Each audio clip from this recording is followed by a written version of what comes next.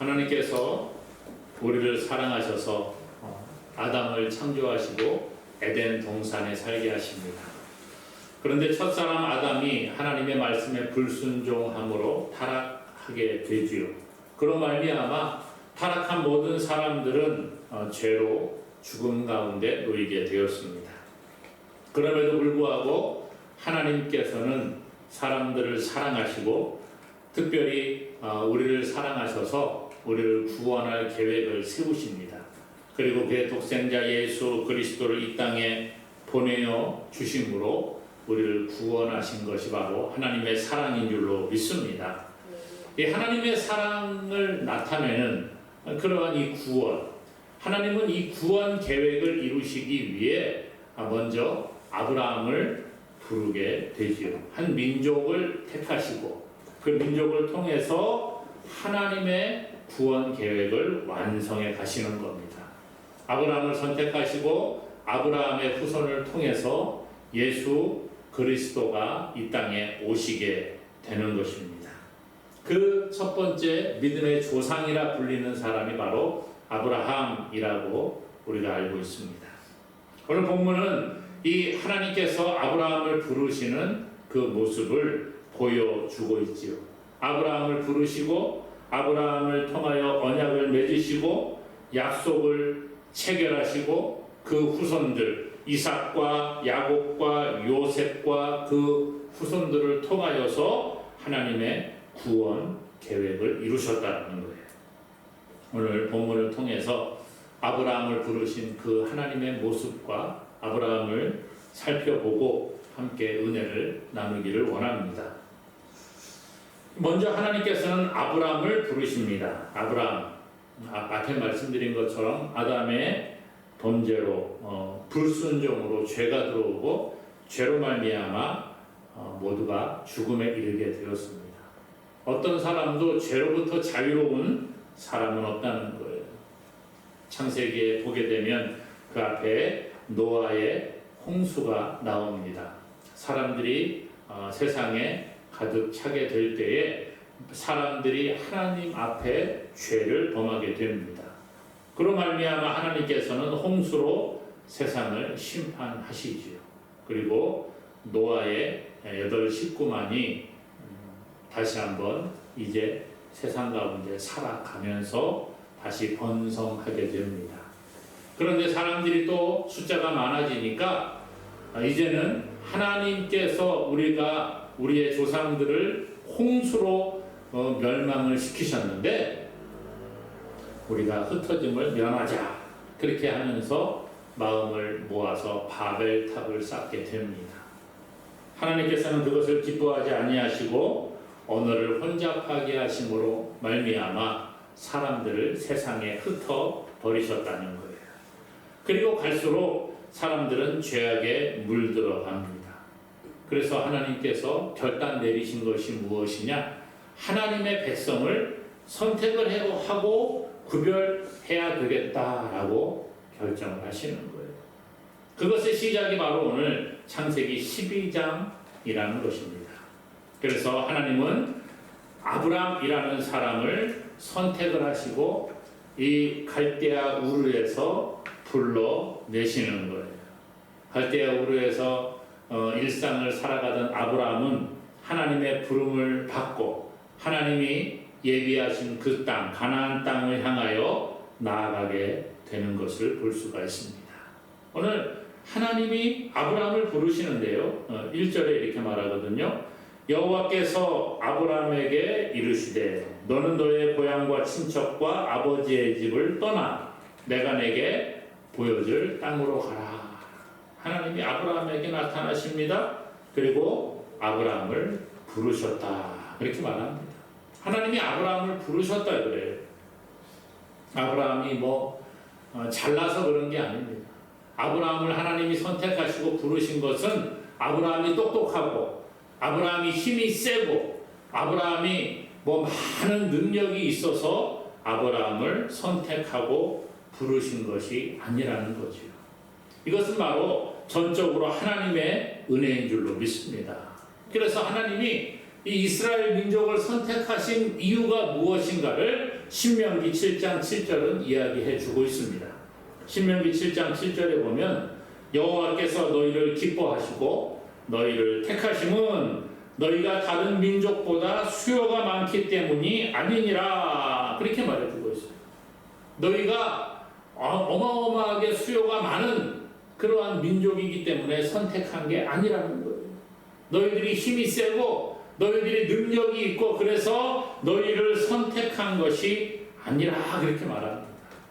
오늘 우리도 마찬가지예요. 하나님이 우리를 선택하시고 하나님의 백성으로 부르셨습니다. 오늘 저와 여러분들이 이곳에 예배하는 것이 바로 하나님의 은혜라는 거예요. 우리가 뭐 잘나고 똑똑해서 이곳에 와 있는 것이 아닙니다. 오늘 날씨가 좋은데 사람들이 막 놀러 가고 그러지요.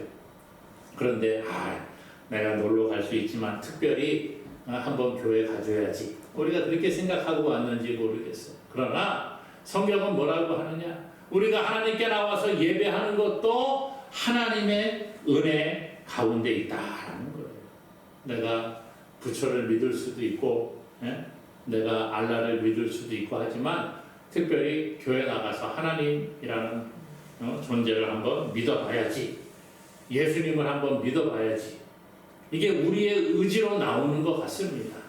하지만 성경은 뭐라고 합니까? 우리의 의지가 아니라 하나님의 은혜로 말미암아 성령께서 우리의 마음에 감동을 주심으로 우리가 하나님의 백성, 하나님의 자녀가 되었음을 말씀해 주고 있습니다. 요한복음 15장 16절에 예수님 말씀하십니다. 너희가 나를 택한 것이 아니요 내가 너희를 택하여 세웠나니 그렇게 말합니다. 너희가 나를 택한 것이 아니라 내가 너희를 택하여 세웠다 그렇게 말합니다. 우리는 우리 스스로 하나님을 찾을 수 있는 능력이 없습니다. 성경은 우리가 전적으로 타락한 존재라 그래요. 전적으로 타락했다는 것은 아담의 불순종 이후에 죄로 말미암아 우리가 죽은 존재가 되었다는 것입니다. 죽은 사람은 아무 할 수 있는 것이 없습니다. 죽은 사람은 말도 못합니다. 죽은 사람은 숨도 쉬지 않습니다. 죽은 사람은 움직이지 않습니다. 누가 옆구리를 콕 찔러도 가만히 있습니다. 누가 막 몸을 흔들어서 깨우려고 해도 절대 일어나지가 않습니다. 이게 죽은 사람이라는 거예요. 성경은 우리가 영적으로 죽은 존재라 그렇게 말합니다.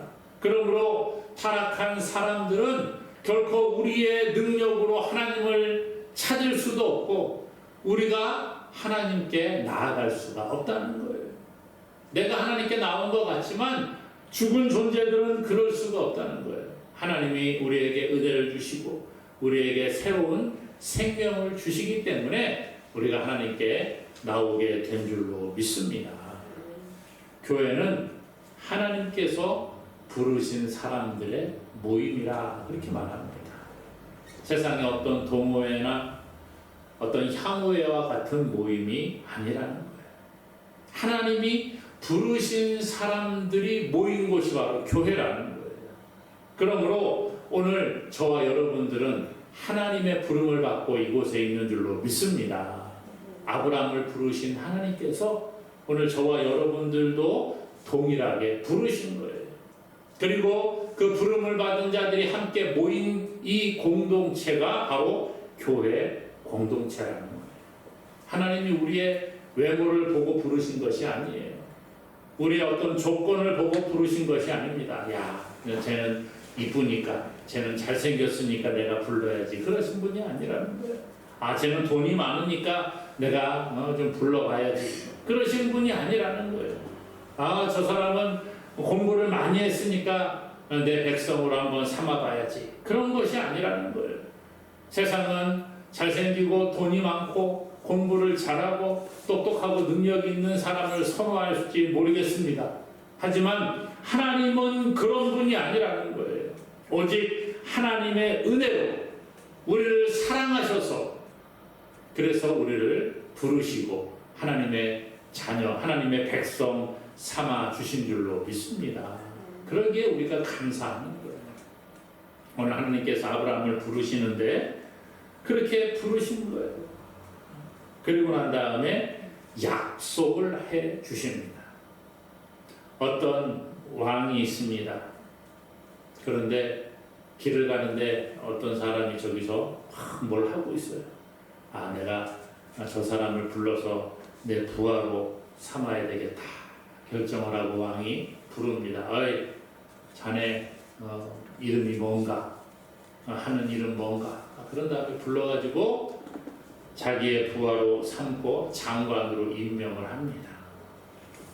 그런데 장관으로 임명한 다음에 아무 권한도 주지 않고 아무것도 못하게 한다. 그러면은 뭐 무슨 소용이 있겠어요? 그렇죠? 차라리 자기가 왕에게 부름받아갖고 오지 않았으면 더 좋았을지 모르겠어요. 자기 마음대로 뭐 할 거 아니에요? 그런데 왕이 불러가지고 장관으로 삼아놓고 아무 권한도 주지 않고 아무것도 하지 않는다고 한다면 그만큼 불행한 사람은 없을 겁니다. 오늘 하나님께서는 아브라함을 부르십니다. 너의 고향과 친척과 아버지의 집을 떠나서 내가 지시하는 그곳으로 가라. 이렇게 부르셨지요. 그리고 난 다음에 하나님께서 이 아브라함에게 너는 그리고 나서 아무것도 하지 말고 너는 그냥 가만히 있으면 돼. 그렇게 하신 분이 아니라는 거예요. 그렇다고 하면 아마 아브라함은 되게 불행했을지 모르겠어요. 나는 뭔가 하나님 부르시고 그냥 아무것도 하지 못하게 움직이지도 못하게 숨만 쉬고 있어야 된다고 한다면 얼마나 불행하겠어요. 근데 그렇게 하지 않으신다는 거예요. 하나님은 아브라함을 부르신 다음에 약속을 하십니다. 아브라함에게. 어떤 약속을 하시느냐? 오늘 첫 번째로 내가 복이 되게 하겠다. 이런 약속을 주셨다는 거예요. 복을 주겠다고 약속을 합니다. 2절과 3절에 보니까 이렇게 말해요. 내가 너로 큰 민족을 이루고 내게 복을 주어 내 이름을 창대하게 하리니 너는 복이 될지라. 그러면서 3절에요. 너를 축복하는 자에게는 내가 복을 내리고 너를 저주하는 자에게는 내가 저주하리니 땅의 모든 족속이 너로 말미암아 복을 얻을 것이라. 이렇게 말씀합니다. 너는 복이 될 것이다. 이렇게 말씀하시고 너를 축복하는 자를 내가 복주고 너를 저주하는 자에게는 내가 저주하겠다라고 약속의 말씀을 주십니다. 얼마나 큰 힘이 되겠냐는 거예요. 그냥 아무것도 하지 말고 있어라가 아니라 내가 너로 복이 되게 할 텐데 너를 축복하는 자는 내가 복을 주고 너를 저주하는 자는 너보다 먼저 내가 저주하고 혼을 내주겠다. 이런 약속을 하셨다라는 거예요. 과거에 형제가 많은 집들을 보게 되면 뭐 형제들이 8명, 10명 막 있고 형들이 큰 형님들이 많이 있으면 동네에서요 그 동생을 함부로 건드리지 않습니다. 왜 그럴까요? 형들이 많으니까. 오늘 우리가 마찬가지입니다. 오늘 하나님께서 아브라함을 부르신 다음에 아브라함에게 뭐라고 하시느냐? 너를 축복하는 자에게 내가 복을 주고 너를 저주하는 자에게는 내가 저주할 거야 라고 말씀하고 계시다는 거예요. 하나님이 뒤에 배경이 되어주시고 뒤에서 보호하시고 인도하신다는 약속의 말씀을 하고 계시다는 것입니다. 오늘 이 말씀이 저와 여러분들에게도 동일하게 적용되는 줄로 믿습니다. 오늘 그렇기 때문에 우리가 담대히 나아가는 거예요.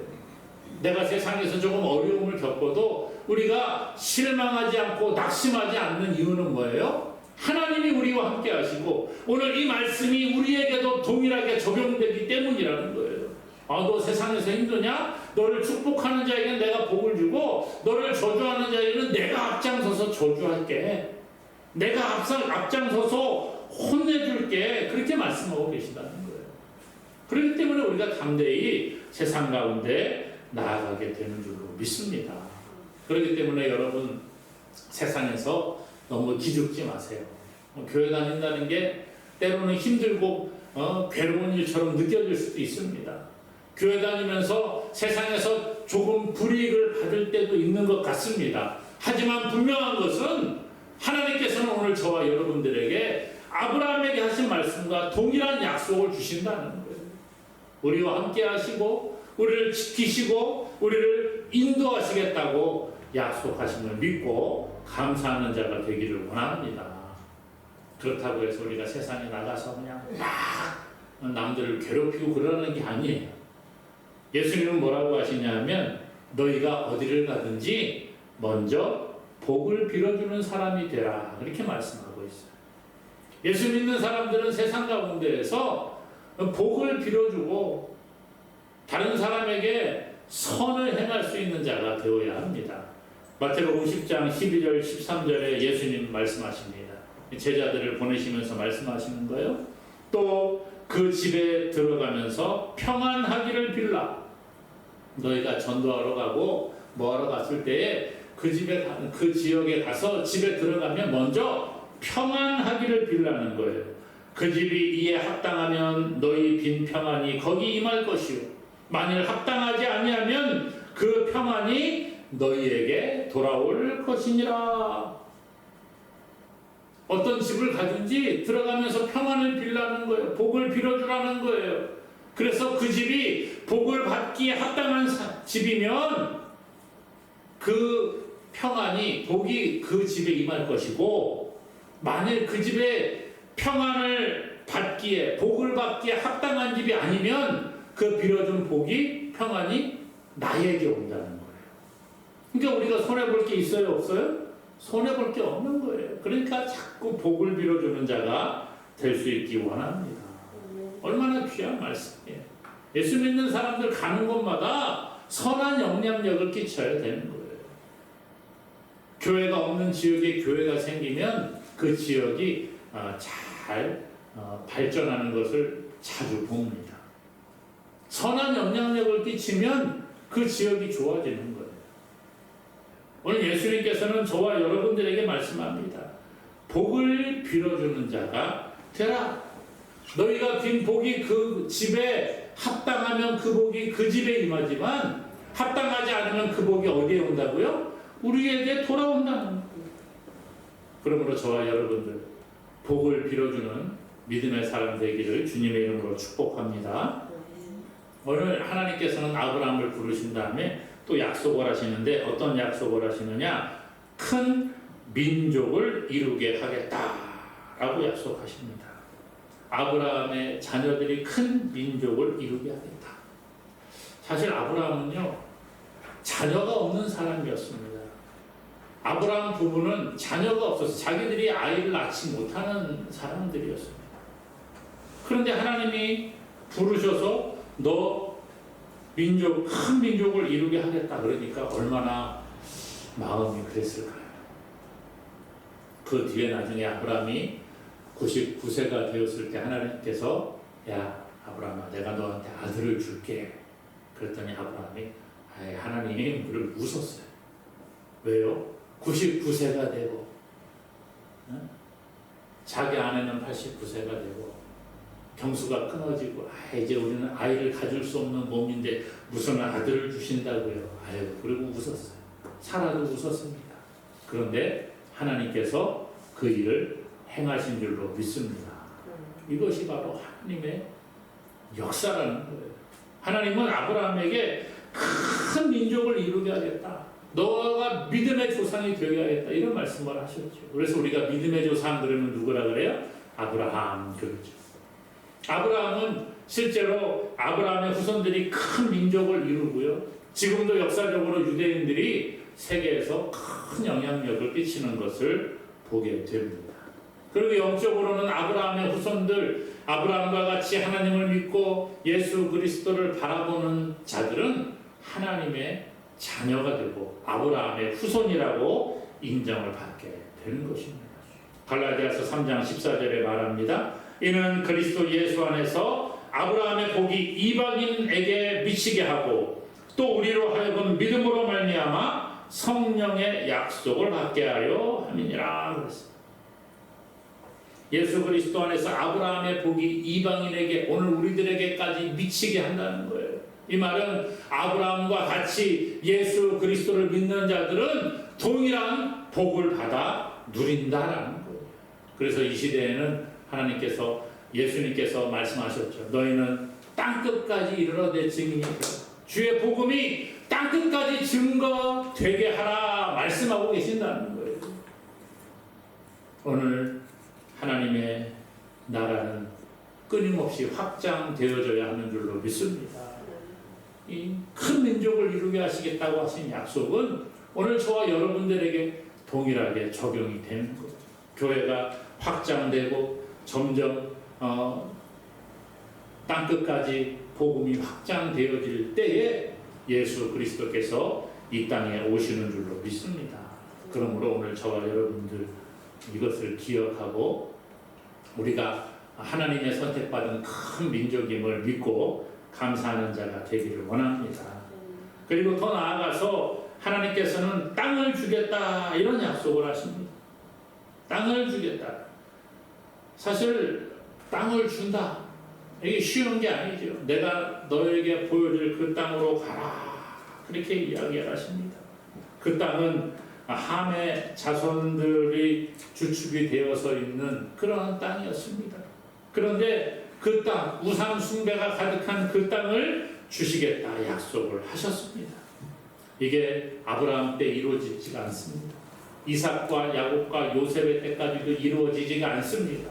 도리어 애굽에서 종과 같은 노예와 같은 삶을 살아갑니다. 그러나 하나님의 약속은 반드시 응답되는 줄로 믿습니다. 모세를 통해 애굽에서 이스라엘 백성들을 인도하시고 여호수아 시대를 거치면서 하나님께서 가나안을 정복하게 하셨다라는 거예요. 오늘 교회를 향해서도 너희가 땅끝까지 증인이 되라 말씀하시고 우리의 발이 밟는 곳마다 주의 복음이 확장되고 그것이 하나님의 나라가 되게 하시는 줄로 믿습니다. 그러므로 하나님의 지경이 넓어지는 거예요. 복음이 전파되는 곳에 하나님의 나라가 세워지는 거예요. 이게 바로 땅이 넓어지는 놀라운 역사를 이루게 하시는 것입니다. 하나님은 이러한 복을 우리에게 약속하셨어요. 그러므로 비록 내가 지금 세상적으로는 가진 게 없고 세상적으로는 뭐 별로 보잘것없어 보인다고 할지라도 하나님의 약속을 바라보고 나아가시기를 원합니다. 이 땅의 것이 전부가 아니에요. 이 땅 이후에 또 다른 삶이 우리에게 예비되어져 있는데 저 천국에서 하나님은 우리에게 영원한 복을 약속하시고 천국을 유업으로 주신다고 약속하고 있습니다. 그러므로 그 약속을 바라보고 나아가는 우리가 되기를 원합니다. 아브라함 보세요. 하나님의 말씀에 순종하여 나아갑니다. 4절에 보니까요. 이에 아브라함이 여호와의 말씀을 따라갔고 롯도 그와 함께 갔으며 아브라함이 하란을 떠날 때에 75세였더라.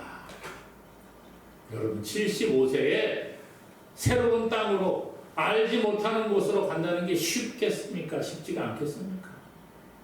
어려운 거예요. 그럼에도 불구하고 나아가는 거예요. 히브리 기자는 히브리서 11장 8절에서 믿음으로 아브라함은 부르심을 받았을 때 순종하여 장래의 유업으로 받을 땅에 나아갈새 갈 바를 알지 못하고 나아갔으며 이렇게 말합니다.